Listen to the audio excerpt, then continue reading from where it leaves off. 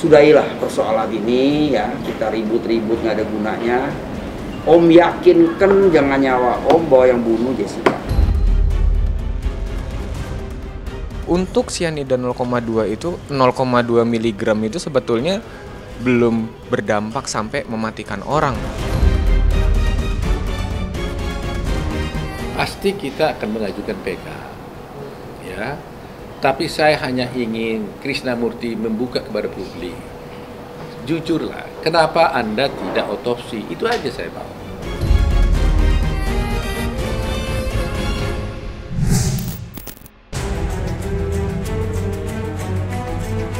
Film dokumenter Ice Cold penuh dengan kontroversi. Berkat film dokumenter itu pula, kasus kematian Wayan Mirna Salihin karena racun sianida yang ditaruh Jessica Wongso kini mendadak menjadi heboh setelah beberapa tahun kasus tersebut tidak lagi dibicarakan.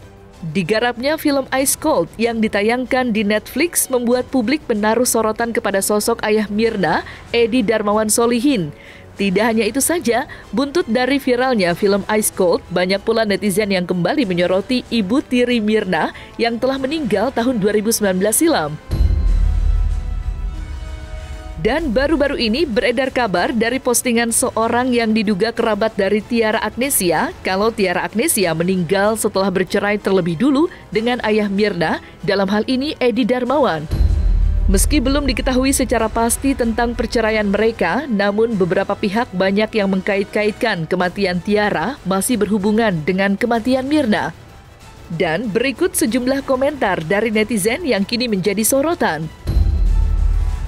Diduga istri baru ayah Mirna mengetahui rahasia besar yang sudah dirahasiakan suaminya.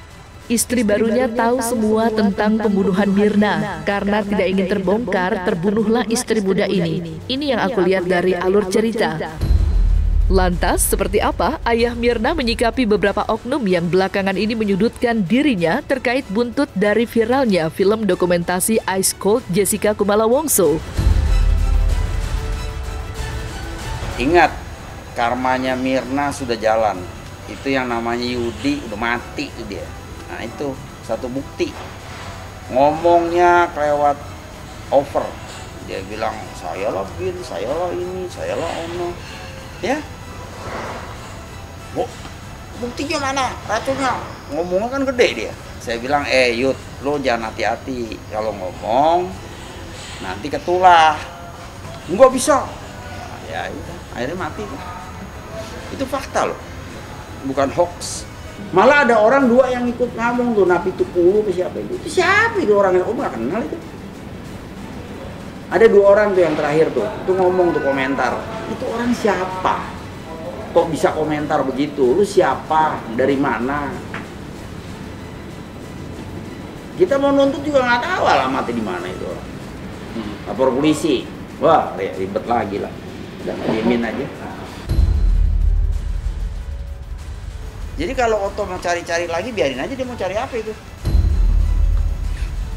Nanti kalau dia kena musibah kayak Om, nah rasain deh. Itu coba deh. Gitu. Hukum karma tuh jalan. Buktinya Yudi out tuh. Udah satu, nanti nambah nih 2, 3. Nah, gua nggak tahu deh lo. Itu bukan urusan saya yang di atas, ya kan? Ya itu dia, Om kan bilang ketipu. Ngomongnya pertama apa, jadinya kayak apa, sehingga terjadilah berbalik begini. Ya mohonlah izin, kalau Om salah minta maaf. Kadang ngomong salah, atau gaya Om yang terlalu over. Jessica itu benar-benar bunuh Mirna. Jadi warganet nggak usah khawatir lagi, pasti dia. Terkait kontroversi yang diulas mengenai keadilan yang terjadi di film Ice Cold, kini banyak mendapat sorotan dari netizen. Tidak sedikit netizen yang memberikan dukungan dengan membuat hashtag Justice for Jessica. Hal itu juga yang turut disuarakan oleh pengacara kondang Hotman Paris Hutapea. Dalam postingan Hotman, munculnya film Ice Cold membuat pandangan masyarakat seketika berubah. Bagaimana tidak, jika tahun 2016 banyak yang menghujat Jessica, dengan munculnya film ini justru hal sebaliknya yang terjadi, yakni banyak yang menaruh simpati pada Jessica dan berharap ia segera bebas dari hukuman penjara. Lantas, seperti apa pengamat film hingga kriminolog melihat kehebohan yang terjadi di tengah masyarakat? Nggak ada niat mulia itu sih kayaknya sih. Dari produser atau apa sih kelihatan banget ini riding the wave aja. Wave-nya apa? Bukan wave isu-isu apa politik atau kebenaran gitu ya, tapi lebih wave komersial. Kenapa kasus ini gitu yang diangkat? Satu, memang kasusnya menarik, dan saya ingat-ingat keributan atau kegaduhan di media sosial membicarakan ini kan bukan hanya karena sosok Jessica-nya atau Mirnanya, tetapi keseluruhan setup-nya itu loh. Kayak ini kan cerita drama kejahatan di lingkaran atau circle orang yang kaya, yang tidak tersentuh oleh orang banyak gitu. Ya, kalau dari segi filmnya itu bagian dari tren yang memang sekarang itu banyak ya, terutama di Netflix gitu ya, di OTT, yaitu cerita kisah nyata, dokumenter sebetulnya, tapi sub genre true crimes. Jadi di seluruh dunia ini lagi banyak sekali pasarnya gitu ya, banyak sekali yang meminati true crimes. Bahkan kadang-kadang tuh sudah sampai diangkat itu true crimes dalam pengertian misalnya warga atau netizen yang memecahkan persoalan atau mencoba menyelidiki, dan seringkali kan seperti layaknya sebuah film cerita, walaupun ini adalah cerita nyata gitu ya, tapi ada unsur cerita, tentu ada unsur, ada hero-nya gitu, ada penjahat jelas kalau di true crime, makanya ada daya tarik. Lalu kan juga seringkali kejahatan-kejahatan itu punya semacam daya pikat tersendiri karena kok dia kisah nyata ya gitu ya. Jadi sebagai pasar mau tidak mau banyak yang tertarik. Sebagai doku drama true crimes, dia hanya mengendarai arus besar pasar yang sedang kesana gitu, ke produk ini gitu, ke genre ini gitu. Tetapi secara substansi dia tidak memenuhi syarat, menurut saya tidak memenuhi kelayakan untuk jadi sebuah dokumenter yang patut diperhitungkan, baik secara jurnalistik, secara truth telling gitu kan. Apakah ini menceritakan sebuah kebenaran tentang hidup manusia gitu, kurang. Yang ada sensasionalismenya saja dan terlalu banyak bumbu. Kalau menurut saya pribadi itu pertama adalah riding the wave, atau ada kasus besar coba bikin filmnya atau dibikin sebuah karya gitu, biar orang-orang yang dulu pernah relate nih, pernah tahu kasus ini dan mana itu adalah kasus yang besar ya, kontroversial, pasti bakal nonton itu. Pasarnya udah ada orang-orang yang penasaran, orang-orang yang pengen tahu, siapa tahu ada yang beda nih gitu. Itu satu. Jadi nyari target pasar yang udah fix bakal ada. Itu satu. Terus yang kedua, kalau misalnya untuk mengungkap, sebetulnya dia tidak punya tupoksi atau kewajiban untuk mengungkap itu. Dia cuma sebagai seorang movie maker, sebagai seorang produser, membuat karya itu. Ya tugasnya dia adalah membuat karya dokumentasi yang baik. Jangan sampai ada yang miskonsepsi atau mispersepsi dan lain sebagainya. Perkara itu nanti mengungkap kasus atau tidak, itu urusan belakangan. Yang penting ini film sebagai sebuah karya itu bisa ditonton dengan baik oleh orang dan ada pasarnya, dan tentu memberikan keuntungan bagi si movie maker itu sendiri. Jadi kalau misalnya untuk mengungkap kasus atau apa sih, menurut saya sih enggak sih. Kalau ngomongin 2016 itu sendiri pun sebetulnya masih abu-abu untuk masalah pembuktian, apalagi ya pemberatan kasus Jessica ini kan jatuhnya karena dia itu dicurigai atau dicurigai sebagai pelaku karena adanya gerak-gerik yang mencurigakan. Terus abis itu pemberatan lain adalah CCTV yang melihat atau merekam itu. Ternyata ini ditutupin loh gelasnya. Dan juga dari otopsi ditemukan bahwa ada 0,2 ya kan, sekitar 0,2 mg sianida di sampel lambung Mirna. Nah, dalam hal ini untuk beberapa pembuktian dan juga ahli-ahli toksikologi gitu ya mengatakan bahwa ternyata untuk sianida 0,2 itu 0,2 mg itu sebetulnya belum berdampak sampai mematikan orang. Kalau menurut saya itu sudah diarahkan, bukan berarti itu asal-asalan bikinnya gitu loh. Makanya saya bilang itu karya yang baik. Tapi balik lagi, itu hanya sekedar kulit, karena kalau misalnya kita lihat dari awal sampai akhir, isinya itu adalah penjabaran dari orang-orang yang terlibat, satu, dan yang kedua beberapa cuplikan-cuplikan yang dulu pernah disiarkan di entah di televisi atau misalnya dari meja persidangan langsung dan lain sebagainya. Kepada Bapak Jokowi, inilah kesempatan bagi Bapak untuk mulai memberikan atensi atas kasus ini, karena rakyatmu sudah terpecah belah. Dan satu-satunya pegangan bagi Bapak 183 KUHP, yaitu harus ada 2 alat bukti baru orang bisa dipidana. Ntar bading, bla bla bla bla bla, mati. Keadilan udah mati di Indonesia.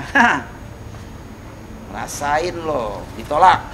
Naik ke PK, tolak. Halo bapaknya Mirna, Anda mengatakan di medsos bahwa 10 kayak Hotman tidak bisa membebaskan Jessica. Anda benar, karena memang putusan PK Mahkamah Agung sudah final. Tidak bisa diajukan upaya hukum apapun. Namun demikian, apabila baca putusan dan temuan fakta persidangan, di dalam putusan tidak ada bukti yang secara direct, secara langsung membuktikan bahwa Jessica lah yang menaruh cyanida di kopi. Semuanya berdasarkan analisa indirect, secara tidak langsung. Viralnya film Ice Cold membuat Otto Hasibuan yang menjadi kuasa hukum Jessica Wongso pada 2016 silam kini angkat bicara dan kembali mempertanyakan kasus yang dialami kliennya. Dalam penuturannya, Otto masih yakin dan percaya jika kasus yang menjerat kliennya tampak begitu meragukan. Menurutnya, ada hal yang mengganjal. Lantas, seperti apa tanggapan Otto atas usulan gerasi yang sempat dilontarkan Hotman Paris Hutapea? Saya meyakini berdasarkan hati dan pikiran saya dengan ilmu yang Tuhan berikan pada saya bahwa Jessica ini tidak bersalah, tetapi dia dihukum. Pahit tidak. Saya tidak bisa mengatakan 1000%, tapi 99,999% itu dia tidak bersalah. Satu kan untuk Tuhan yang tahu. Prinsip dasar gini deh simpelnya. Kalau saya terlalu teknis nanti mungkin rumit ya. Di dalam Netflix itu, ya, dan juga persidangan, Anda lihat di tontonan. Krisnamurti, dia itu adalah direktur kriminal umum Polda Metro pada waktu itu. Dia membuat wawancara, keterangan pers. Dia bilang, waktu itu pas di rumah duka, saya datang ke sini untuk memberitahukan kepada keluarga besar Dharma Salihin supaya kasus mayat ini diotopsi. Karena kalau ada kecurigaan, ada dugaan matinya seseorang yang tidak wajar, dia bilang, maka harus dilakukan otopsi. Kalau tidak dilakukan otopsi, maka kami tidak bisa melakukan penyelidikan maupun penyidikan. Dan oleh karena itu, kalau dia tidak mau, katanya, dia harus bikin pernyataan dia tidak mau. Dan karenanya, case closed. Kalau tidak diotopsi. Tapi kemudian katanya, mereka sudah mau untuk mayat ini diotopsi. Dan akhirnya dibawa ke rumah sakit untuk diperiksa. Apa yang terjadi? Ternyata tidak diotopsi. Jawabannya simpel. Dia kan lawyer Jessica. Aduh, pasti ngomong begitulah. Aduh. Ini kan mengerikan sekali. Sangat mengerikan. Sehingga saya bertanya dalam hati saya, kenapa Krisnamurti harus melakukan hal itu? Kan saya udah jelaskan, Pak Krisnamurti datang nanya, ini habis ngapain kok mati anaknya? Habis minum bang, di Olivier bertiga, di sini. Itu orang itu ada. Minum kopi mati. Enggak aja lu. Temen yang mana itu tuh orang itu? Cuman ada satu nih, Jessica nggak ada. Oh ya? Pakai aja tuh. Ada satu nggak ada. Udah gini aja. Ini daripada lu mau kubur kan besok. Kita otopsi dulu. Otopsi lah. Sampai jam 3 pagi, jam 6, nggak tidur tuh, begadang di rumah duka. Akhirnya terus kita kuburin pagi-pagi, karena disiapin semua di kuburan keluarga.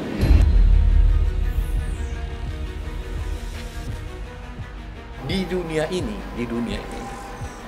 nggak ada satu orang pun yang bisa menentukan sebab matinya seseorang yang mati karena tidak wajar, kecuali otopsi. Di dunia ini. Dan yang bisa menentukan itu hanya ahlinya.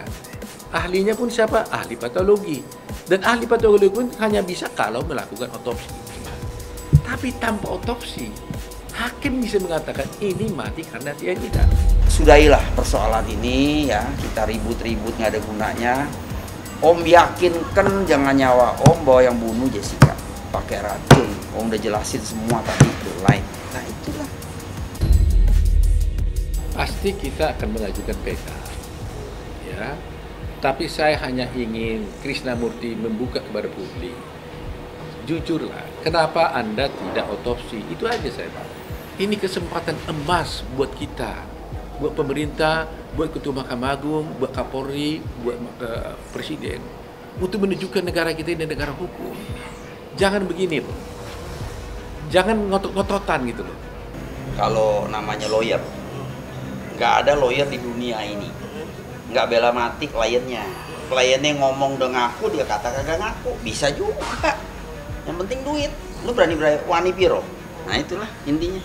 Jessica sudah tidak bisa diselamatkan secara proses hukum acara di pengadilan karena upaya hukum sudah selesai, sudah final.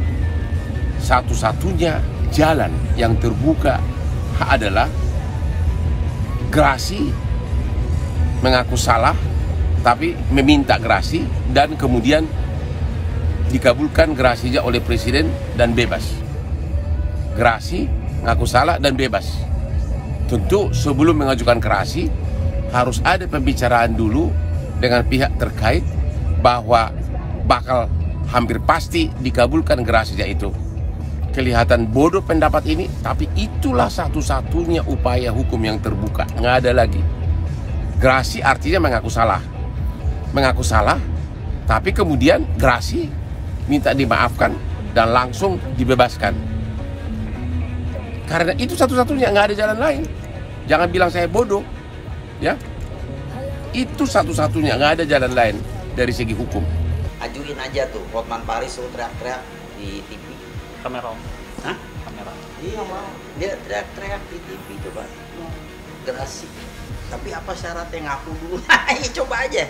Ya, Om juga mau lihat tuh bisa terjadi apa gitu. Om belum pernah ngalamin soalnya.